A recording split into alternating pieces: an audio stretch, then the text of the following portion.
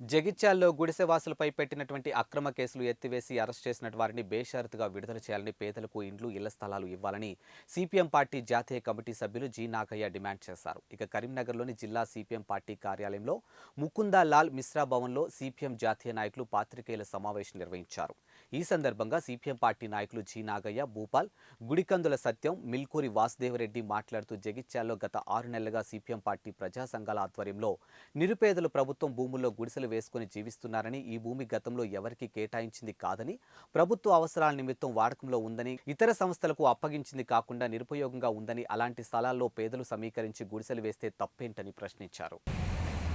జగిత్యాల పట్టణంలో గత రాత్రి అంటే 16వ తారీఖు రాత్రి సిపిఎం పార్టీ నాయకుల్ని, కార్యకర్తల్ని, గుడిసెవాసుల్ని అర్ధరాత్రి వేళ ఇళ్లలో నిద్రిస్తున్న సందర్భంగా ఒక్కొక్కరిని పట్టుకొచ్చి పోలీస్ స్టేషన్లో పెట్టి వాళ్ళందరి మీద అక్రమ కేసులు బనాయించి, ప్రధానంగా అటెంప్ట్ మర్డర్ కేసులు కూడా బనాయించి 9 మందిని జైలుకు పంపి 12 మందిని అబ్స్కాండింగ్లో చూపిస్తున్నటువంటి పరిస్థితి ఉంది. ఈరోజు ఇద్దరిని అరెస్ట్ చేసి పోలీస్ స్టేషన్లో ఉంచడం జరిగింది. వాళ్ళ మీద కూడా కేసు పెట్టి జైలు పంపే అవకాశం ఉంది. వాస్తవంగా అబ్స్కాండ్లో చూపించినటువంటి పేర్లలో శేఖర్ కానీ, గణేష్ కానీ పేర్లు లేనటువంటి పరిస్థితి. అంటే ఇంకా ఎంతమందిని పెట్టి ఈ కేసులలో ప్రజల్ని హింసించేటువంటి అవకాశం ఉందని చెప్పేసి మేము అడగదలుచుకున్నాం.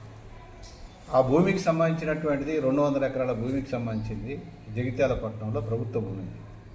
ఆ ప్రభుత్వ భూమి లోపల ఇంతవరకు ప్రభుత్వ అవసరాలకు కానీ, అట్లాగే పేదలకు కానీ, లేదా సంస్థలకు కానీ, సంఘాలకు కానీ ఎట్లాంటి కేటాయింపులు లేనటువంటి భూమి.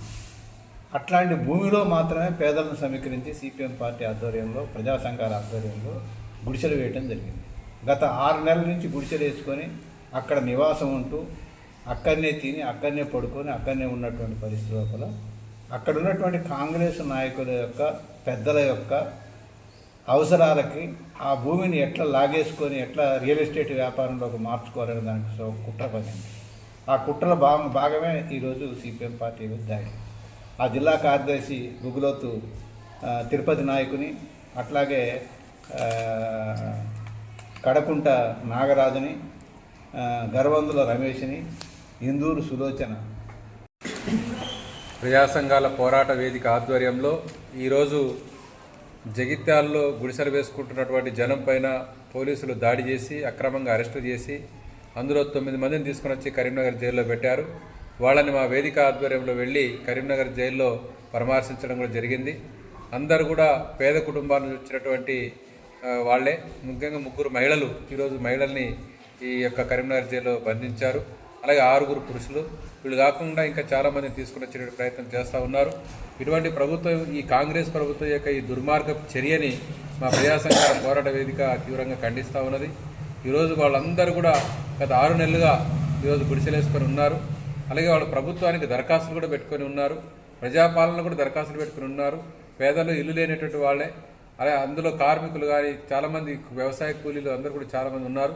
వాళ్ళందరికీ పట్టాలు ఇవ్వాలని చెప్పేసి పోరాటం చేస్తూ ఉంటే ప్రభుత్వం ఇచ్చిన హామీకి భిన్నంగా దుర్మార్గంగా కేసు పెట్టింది. అది కూడా 307 సెక్షన్ పెట్టి బెయిల్ కూడా రాకుండా అట్లే జైల్లోనే ఉండేటట్టు చూసుకొని ఆ భూముల్ని మొత్తం కూడా కాజేసేటట్టు కుట్ర ఈరోజు ఈ రియల్ ఎస్టేట్ వ్యాపారస్తులు, భూ కబ్జా కోర్లు, ఈ కాంగ్రెస్ వాళ్ళు, అధికారులు అందరూ కుమ్ముకై ఈ కార్యక్రమం చేయబోతూ ఉన్నారు.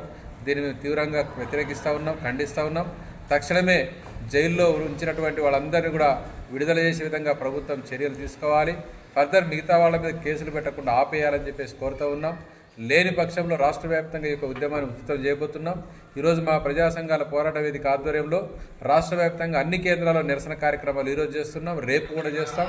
ప్రభుత్వం కూడా వెనకడుగు వేయకుండా ఇది దుర్మార్గ పద్ధతిలో పోతే మాత్రం ఈ ఉద్యమాన్ని మరింత ఉధృతం చేస్తామని చెప్పేసి ప్రభుత్వాన్ని మేము హెచ్చరిక చేస్తూ ఉన్నాం. ఈరోజు జగిత్యాలలో జరిగినటువంటి పోలీసు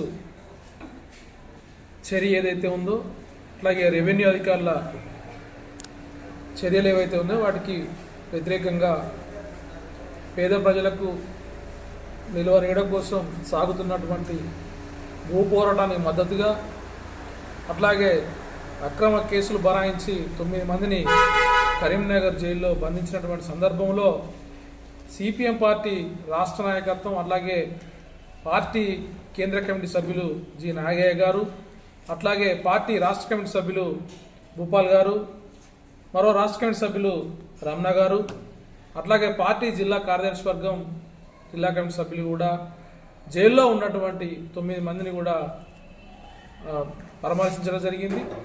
ముఖ్యంగా లాఠీలు, తూటాలు, జైలు గోడలు, నిర్బంధాలు, ప్రజా ఉద్యమాలను ఆపలేమన్నది సత్యం. ఈరోజు జగిత్యాల్లో జరిగినటువంటి ఏదైతే ఆ దమనకాండం ఉందో దాన్ని మొత్తం కూడా ఆపివేయాలి. ప్రజలు కోరుకున్నట్టు కాంగ్రెస్ పార్టీ ఎన్నికలకు ముందు హామీ ఇచ్చినట్టు నిలువ నీడలేనటువంటి అందరికీ కూడా 150 గజాల స్థలాన్ని ఇవ్వాలి. అంతేకాదు ఇల్లు కట్టించాలి బేషరతుగా.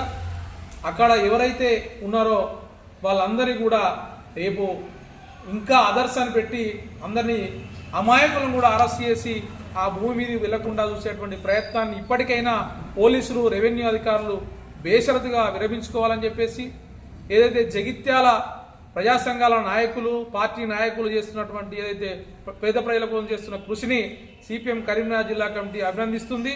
అంతేకాదు వారి పోరాటాలకు సంఘీభావం ప్రకటిస్తుంది, మద్దతు ప్రకటిస్తుంది. ప్రకటించడమే కాదు, వారి పోరాటానికి ఎల్లవేళలా నిరంతరం అన్ని కోణాల్లో మేము మద్దతుగా ఉంటామని చెప్పేసి తెలియజేస్తున్నాం.